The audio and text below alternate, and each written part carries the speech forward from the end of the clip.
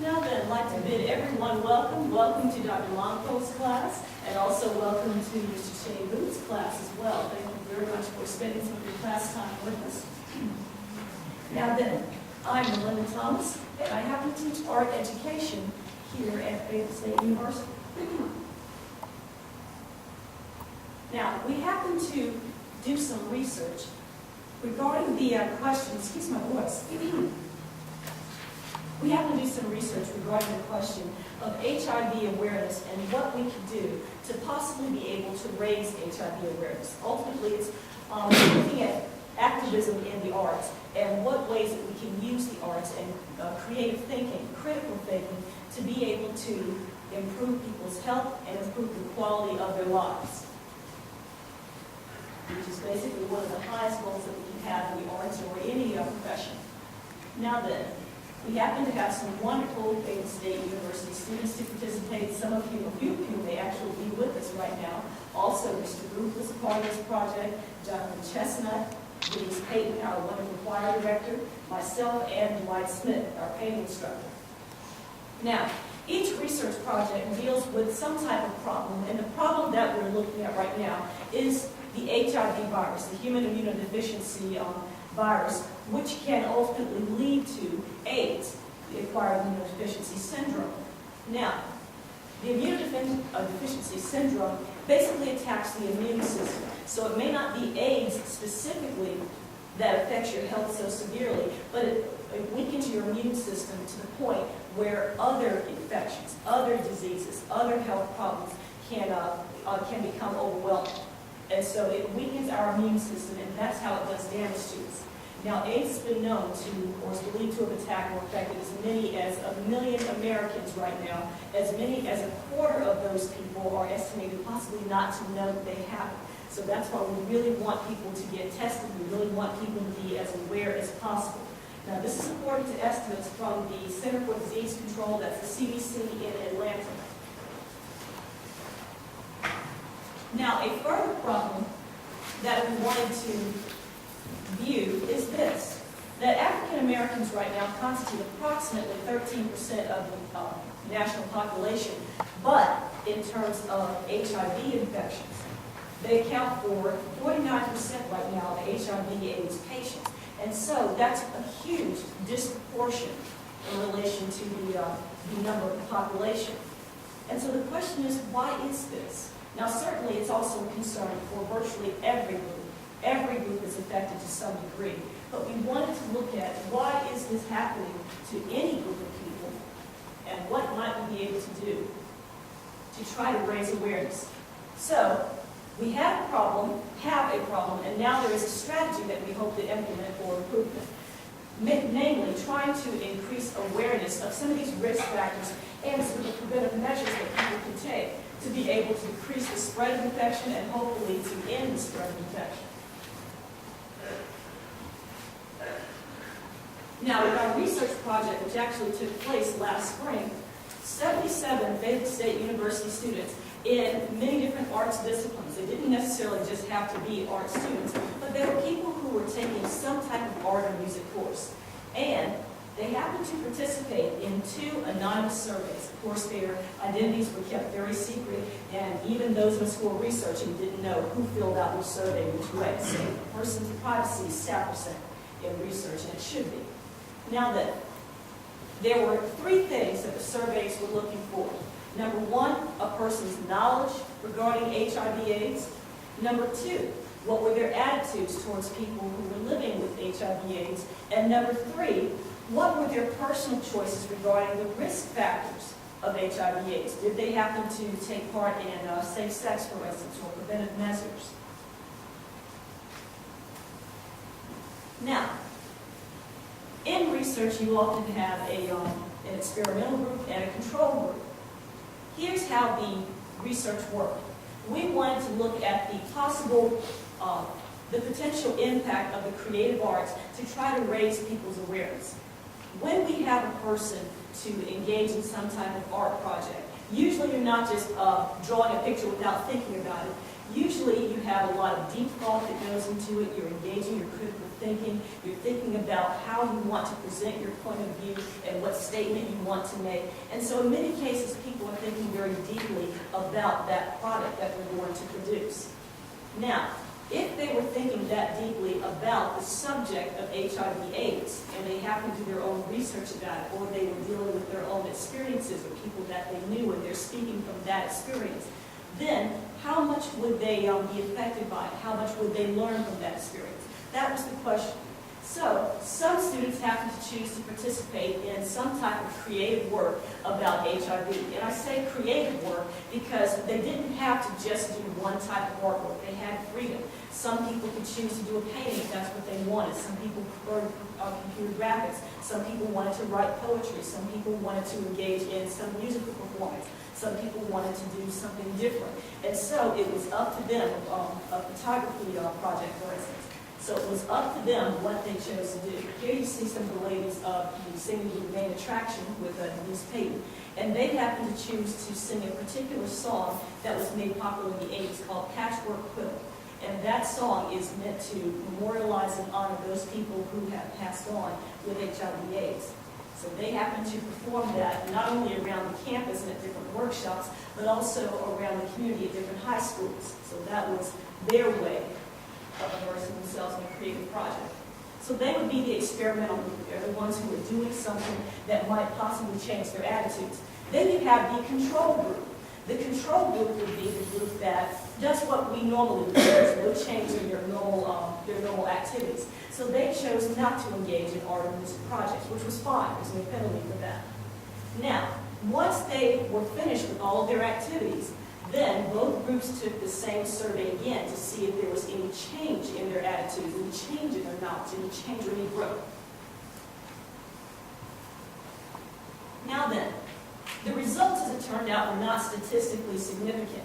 In research terms, if we say something is not statistically significant, then that means that we can't say with certainty that the differences that we observe happened as a result of the experiment and not necessarily as a result of possible coincidence, for instance. So we can't make strong statements about the differences, but there were some small differences that we noted, and they're worth mentioning. The students who did choose to participate in some type of creative work did happen to have higher scores or higher outcomes on their surveys in the three areas. Number one, those students who were thinking creatively and doing some type of creative work about it. Number one, they happened to demonstrate slightly greater knowledge about HIV/AIDS. Number two, they tended to hold less discriminatory views against people who happen to have HIV/AIDS. And number three, they themselves were more likely, a little bit more likely to engage in safe-sex practices. And those three areas they're trending in the right direction. They're trending in the direction that we would hope so that people can improve the quality of their lives and treat people with the dignity that they deserve. And so, we look at that and see that there may be a need for further research, especially in this next area. There were some unexpected things that were revealed in the surveys that clearly gave us pause, clearly gave us reason for thought. And number one among those would be that a few people who were heterosexual or self-reported heterosexual happened to believe that homosexual men could not avoid infection, even if they did use safe-sex practices, that they were just going to get it and that was just it. And so people who tended to make this assumption happen to have the lowest scores in knowledge regarding HIV. And second, they tended to themselves engage in more risk-taking behaviors which might expose themselves to infection. So while they're assuming that another group of people is at risk, they're not taking precautions themselves. So that was one interesting paradox. We'll come back to that.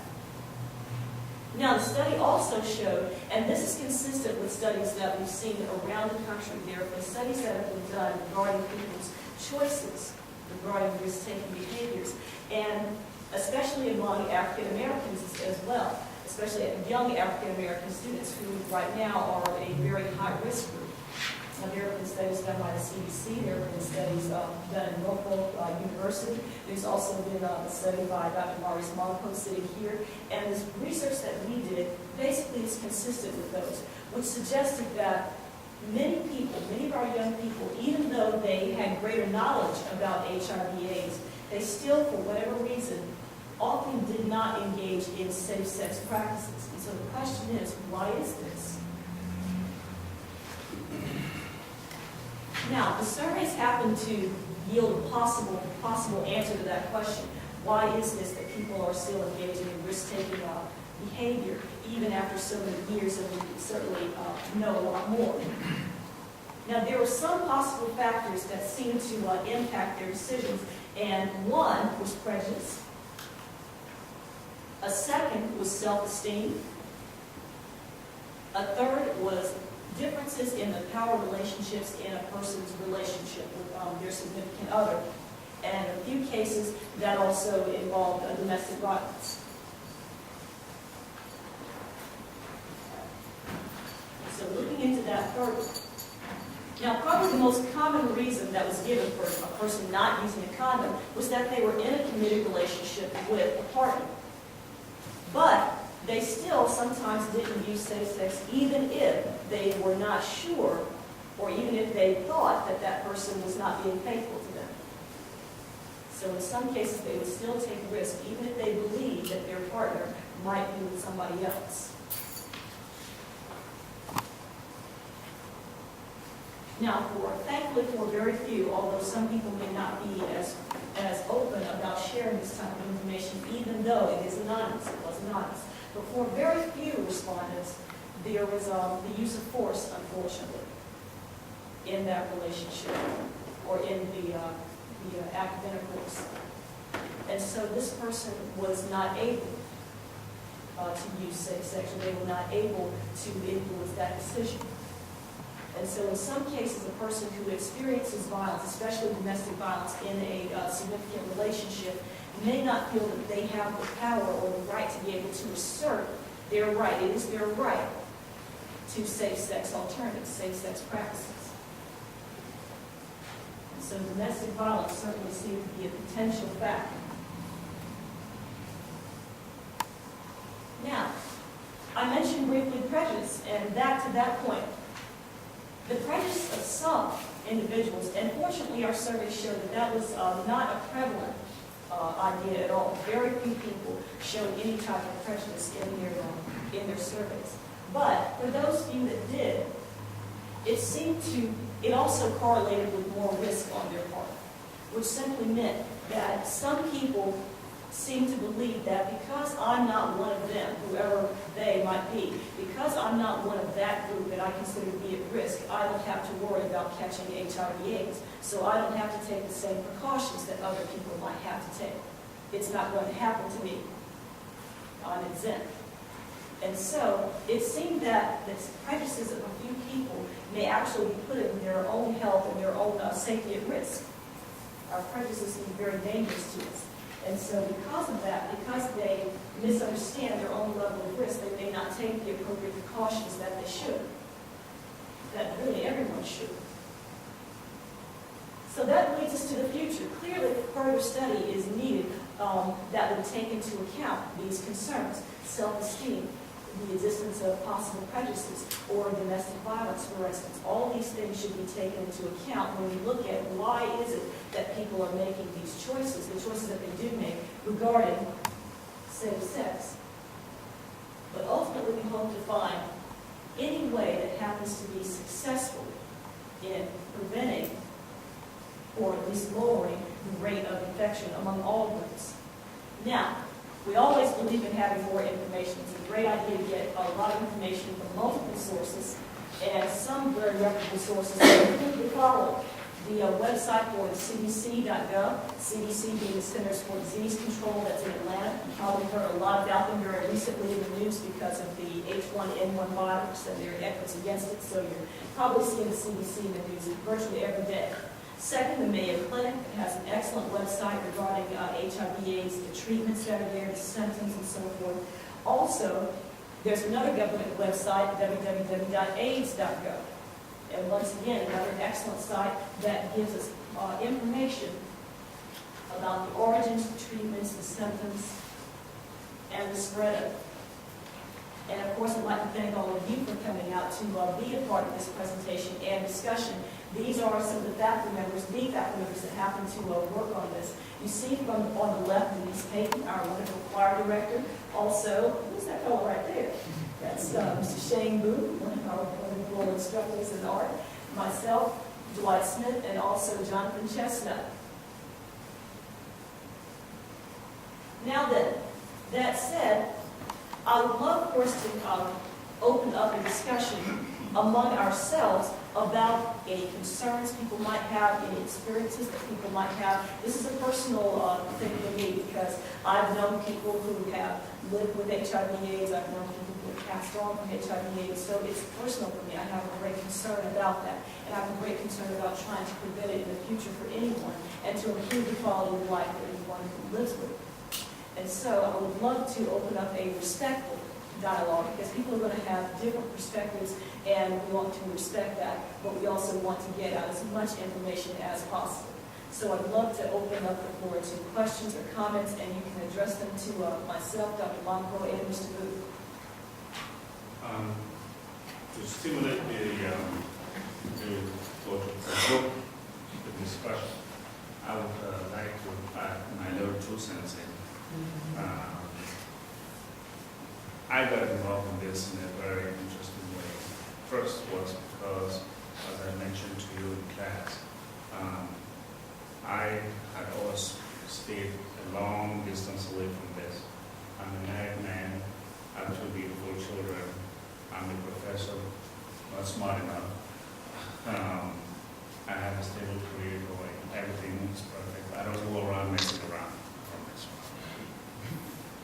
Okay, I do everything that I'm supposed to do, what I'm told me to do. Okay. So,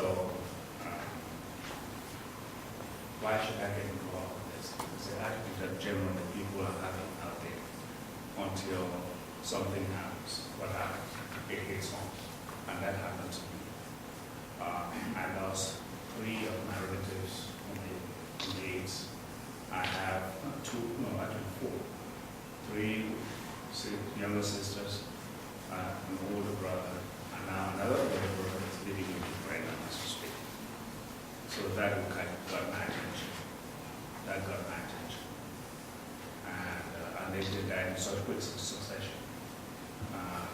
Come to find out that 3 girls, they died from their husbands bringing it home. My older brother died from how most men get, messing around. And then so when I started asking the question, which hopefully will draw some attention, I found out that when I started looking at the literature, I found out that most young people, especially African American young people, were dying at a faster rate than any other group in the United States or perhaps the planet. And when I looked at the data, I found out that within that young age group of 13 to 25, 80% or so of those with a disease are college students. I am a professor.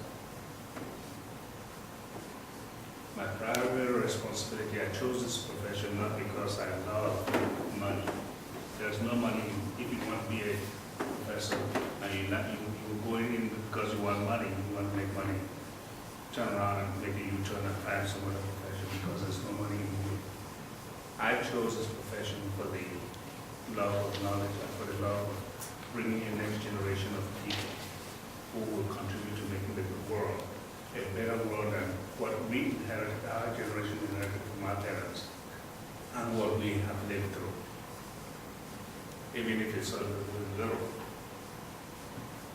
contribution that I can make, even if it's only just 50 students or 20 students. And all of a sudden it was, this AIDS thing was shattering all of my own dream. In that having these students to get such wonderful education, get a degree, and just when they're about to go out there and make that positive contribution to the world, dead. It violates everything that we do in higher education. So this became an urgent issue for me. And when I started looking around, I found out that I'm not alone. As a matter of fact, the UNC system has a very elaborate and very, very well put together on a system in place to fight this disease. The Center for Disease Control, Rollinda Thomas has mentioned, and other organizations around the world, has become more urgent than any other thing. It has surpassed cancer and everything else because of the myths around it. And I found out that it is not a black thing. It's not only black people. Race has nothing to do with you contracting the disease. Originating from African myth is nothing. It's not true. There's so many. Homosexuality is not. Homosexuals are not more predisposed than you and I. All these myths are all what they are, myths. And therefore, I look at it as a problem that can hit every one of us. Any one of us here are vulnerable. The only thing that we can do right now, despite the fact that they've just come up with, they've just found some vaccine that had 31%, that's small, that's progress. That's vaccine that can control for this disease. But it's only 31%, and there's so many questions as to how this happened. Because they took two vaccines that had been proven not to have any effect on controlling the disease, and put those two vaccines together, and they produced positive results. So the scientists themselves are sitting and asking themselves, how did this happen? It violates everything that we know about science. How can you take two negative things and put them together and then introduce the positive? We don't know. So there's so many questions, and then of course the result, as I said, is only 31%, not 100 of success. But it's something. We're celebrating that as something, but it's not something that we should now use our mass and start say, oh yeah, we can now go out there and do our thing and act stupid and die because we have a vaccine. No, the vaccine is still way many years to go for it to get for us to start injecting ourselves. That said, if you have any comments or something to reflect on, go ahead. Anybody have any comments, any questions? Yes, ma'am, please. What's the risk of using dirty needles to do tattoos with? Now then, there's a risk anytime we use some type of needle, anything that can cause the transfer of blood or anything that can cause infection. And so we want to be very careful, especially if it's a needle that might possibly have been used with somebody else. And so you want to make sure that you are having that done by a professional, where they're using sterilized needles and they're not just sharing it with other people. So that's highly important. Also for people who use intravenous drugs, that also is a high risk for them, because when people are in an altered state of mind, they may not be thinking in terms of their safety, and so they might use or share a needle with another person without thinking. And so for people who happen to have that happen as well, certainly it's in the interest of their health that they discontinue that habit as soon as possible. But while they're doing so, they need to make sure, all of us need to make sure, that we're not sharing needles with any other person, even if we think that person is clean. Remember, out of the 1 million people who are currently diagnosed or currently believed to have HIV/AIDS in this country, as many as 1/4 of those people are not aware of it. And many more will not look like or show those outward signs that they are in any way infected.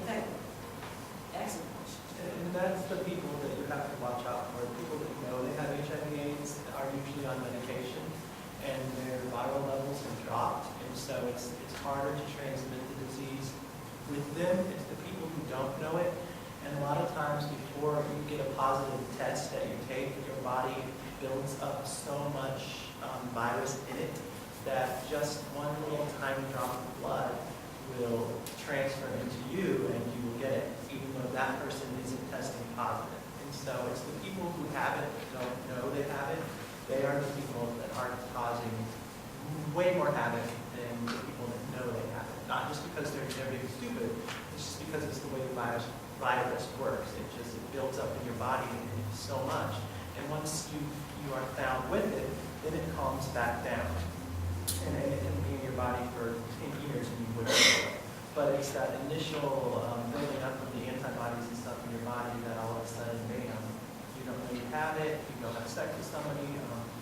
And it happens very easily. I know a person that I talked to who a man knocked on his door and he opened the door and somebody had slit his throat and he was bleeding and the man fell on top of the other man because obviously his throat was slit and some of the blood went into his mouth and that's how he died. So it's not just blood in a cut or having sex. He was so full of the virus that just a couple drops of blood went into his mouth, and 10 years later, he didn't know he had it because he had no reason to have it.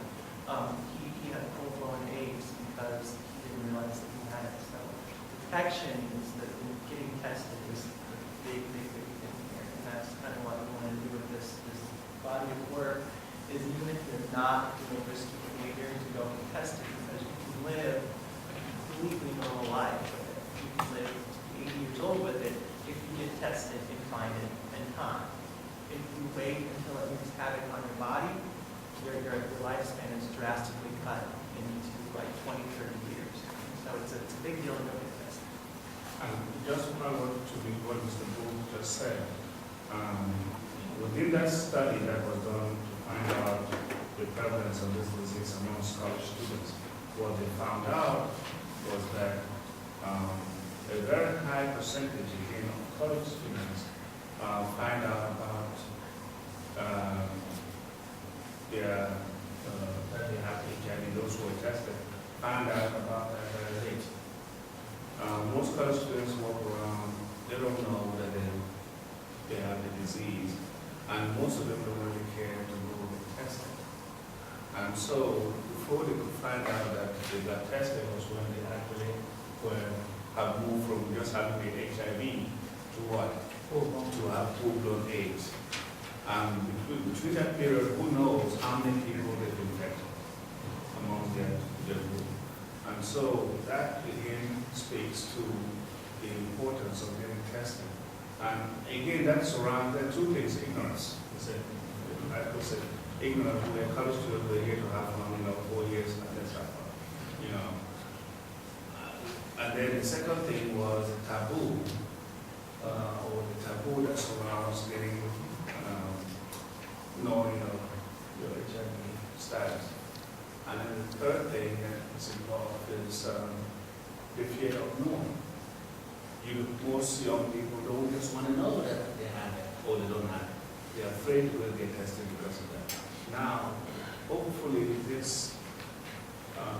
campaign that is going on here on this campus and is going to go on continuously will take all of those fears and worries out and increase the number of college students, especially on our campus, that voluntarily will go take themselves tested and to know this better, because it's a good thing that Mr. Booth just mentioned. It's better to know early than to know late. Yes, I just have a comment. As most of the people in my class know that I'm retired military, and as part of our yearly physical, we get tested. And even though I'm retired, I still get tested every year. The one thing that has stuck in my mind as when I was a lot younger in the military is because we have annual training on it. And this Marine came in to talk to us. He was fine, he was built, and he had AIDS, HIV. And he told the story how he contracted it. And he was 21, 22 years old. And he had the same girlfriend from high school. They didn't have sex till after they got married. And they had sex, and he got AIDS. Come to find out, she had AIDS from a blood transfusion that she got as a young child. So you never know. You never know. And that brings up a good point to not discriminate against people that have, because I used to discriminate until I met people with it. that, oh, they're out there having all kinds of unprotected sex, or because of their sexuality, they had AIDS. But I found out quickly that it doesn't discriminate against anyone, and that you shouldn't discriminate. Just because you find out someone has it, doesn't mean they should be cut out of your life, or you shouldn't have it in your life. Because as long as they know they have it and they're on medications, they're fine. You can't catch it from them. You can't catch it from them, but the chances are a lot lower than if they aren't on medication and stuff.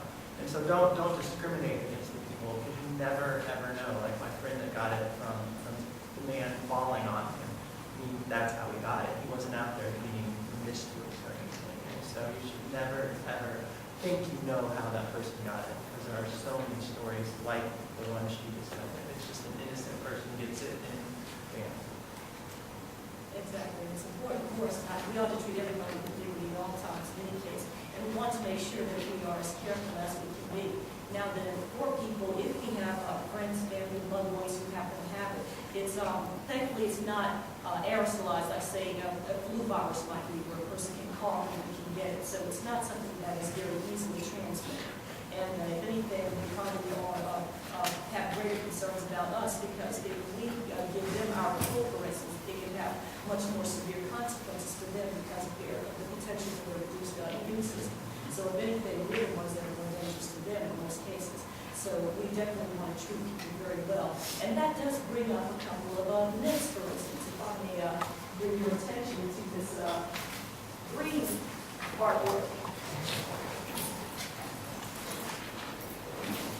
Now this artwork is by one of our students named Stacy Robinson. And he happened to show in his own humorous and kind of irreverent way, he pointed out a particular myth that has proliferated over the years about HIV/AIDS. And I'm not going to state this, I'm going to paraphrase the language, shall we say. All right, but in quotations, having sex with green monkeys from the motherland causes AIDS. Can anybody elaborate? What is the myth that Stacey Robinson's talking about? Yes. It said green monkey having sex with. It said having sex with green monkeys from the motherland causes AIDS. AIDS like well, I really don't know the history of AIDS, but when I did learn about it, it kind of was originated in Africa. Indeed, indeed. There were many, many cases that happened to come from Africa and happened to spread so quickly in the continent. And also, there was a belief that it happened to start there. And so that started a lot of rumors, a lot of concern, and a lot of myths about how this began. And so the belief was, for a while, the mistaken belief was that people were somehow having sex with monkeys. The origin appeared to be from a particular group of chimpanzees in Africa. And so because this is a sexually transmitted disease, for in many cases, people thought, oh my goodness, somebody's been out there having sex with monkeys. Anybody seen Dave Chappelle? Okay, Dave Chappelle happened to have this particular monologue, his stand-up, and he happened to address this particular myth in his own kind of crude and irreverent way. Well, he made a good point that ultimately chimpanzees are 7 times stronger than a human being. And so just the idea that you could catch one and then be able to forcibly have intercourse with it is ludicrous. And that's the point that Chappelle happened to make. Like I say, he didn't used to say language that I use, but in any case, it was ludicrous. Now, in fact, there is a belief that the CDC happened to find from their research regarding how that might have been transmitted for monkeys, and it's something that we have actually seen in our, well, I'll ask you to take a look at your documentation there. What does the CDC happen to say about the transmission of HIV/AIDS from monkeys to, yes, sir. It says that chimpanzees that was caught when eaten had it inside the blood, so it's not cooked right. I should say it again, but it's not cooked right. You get it. You may eat it. Exactly. I'm going to ask you to say it again, nice and loud. You're correct. The chimpanzees, when it was caught and eaten, the people ate it, got it in their blood. Exactly. In this case, You're dealing with hunter-gathering societies in some cases, and when they would hunt the chimpanzees for food, in some cases when they're handling and preparing the meat, that is the way that they believe that blood was transmitted from chimpanzees to humans. And in fact, it's a problem that we sometimes see in our food services today. When I say food service, I'm not talking about chimpanzees there, but in terms of the meat packing industry, they've had problems with the transmission of tuberculosis, or really brucellosis, which is a form of tuberculosis. And the blood is almost acidic, but it can get through if you're not wearing the right kind of gloves, for instance. It can get through and it can create infections. And so for a time, there was an outbreak of brucellosis, which is a very rare thing. But again, that was something that was prevalent because people who happened to work in the meat packing industry who came into contact with animal blood happened to be at risk. And so this is very likely how that happened to spread. And just to add to that, the origin from Africa, I mean, one of the things that the early studies fail to identify or understand is that in the African culture, why this disease was spreading so rapidly and still spreading rapidly in Africa and most parts of the world, has very little to do with people sleeping and having sex with monkeys. Instead, it can best be explained by the African culture itself, which has been there for millions of years, in that the culture allows for men, even married men, especially married men, to have more than one women. First of all, allow for more than one wife. You can marry. In the marriage certificate, it states there, do you want to be a polygamous? You have to be polygamous or monogamous. You choose one. You have the freedom to choose freedom, right? We have our own freedom.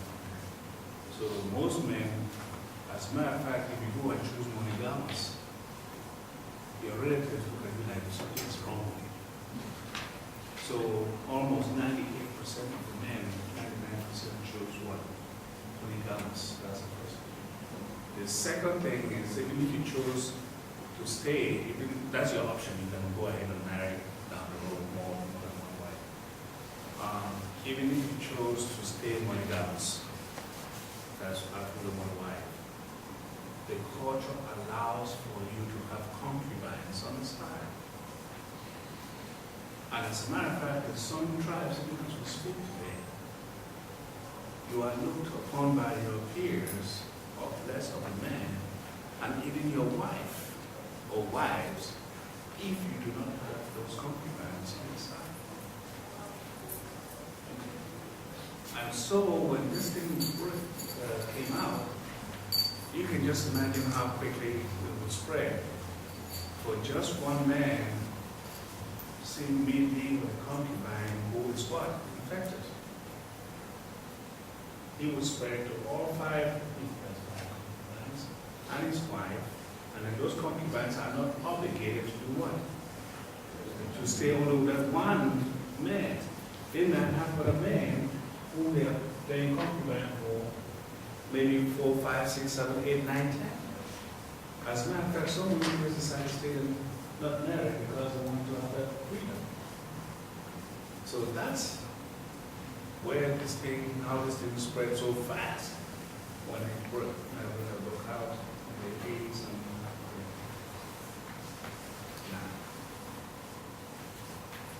I want to say, Yes, sir. when I was young, I want to say when I was 16, and that was 1966, okay? At that particular time, my uncle came from Tennessee, and he would stay with us here in Fayetteville, North Carolina, for 3 or 4 days at a time, and he would go to Duke and get radiation treatments for something that, believe it or not, for something we'd never heard of. We had to go look it up to find out why he was sick. We couldn't understand what radiation treatments were. We didn't know the word cancer. When I was 16, in 1966, he had stomach cancer, and he could get radiation treatments. Well, I remember thinking at 16 years old, well, we've got medical science, and they're going to cure this stuff, you know?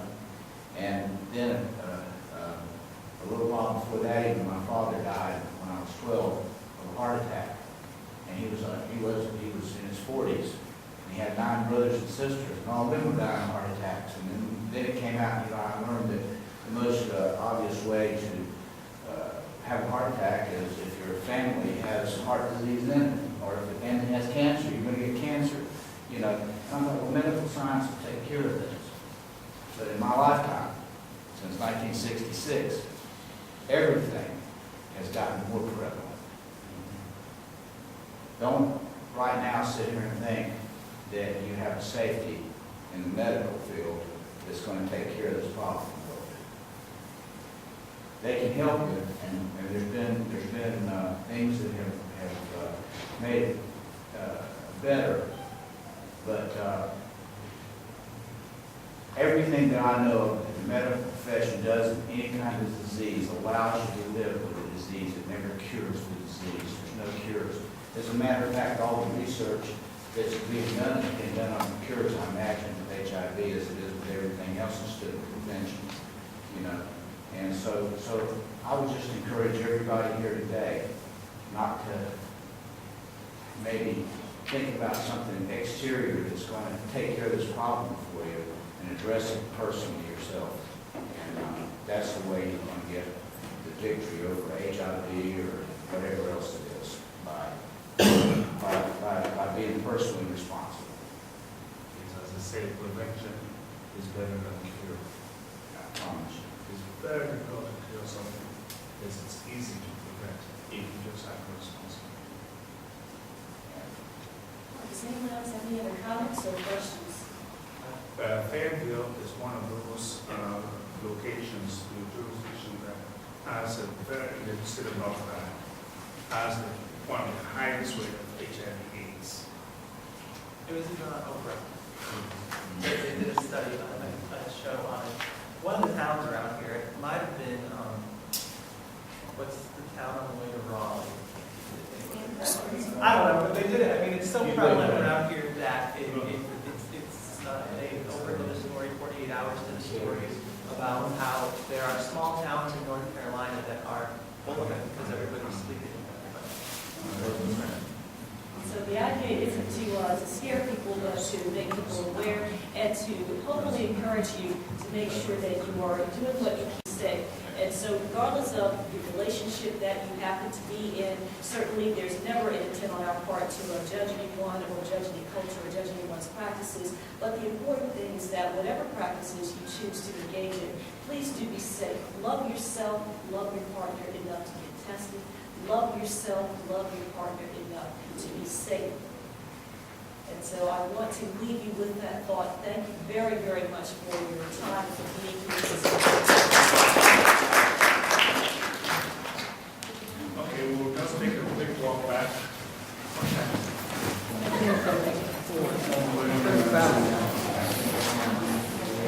Let's take a quick walk back.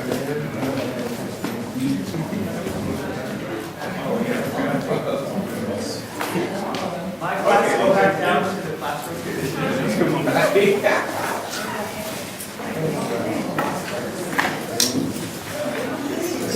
Oh, yes.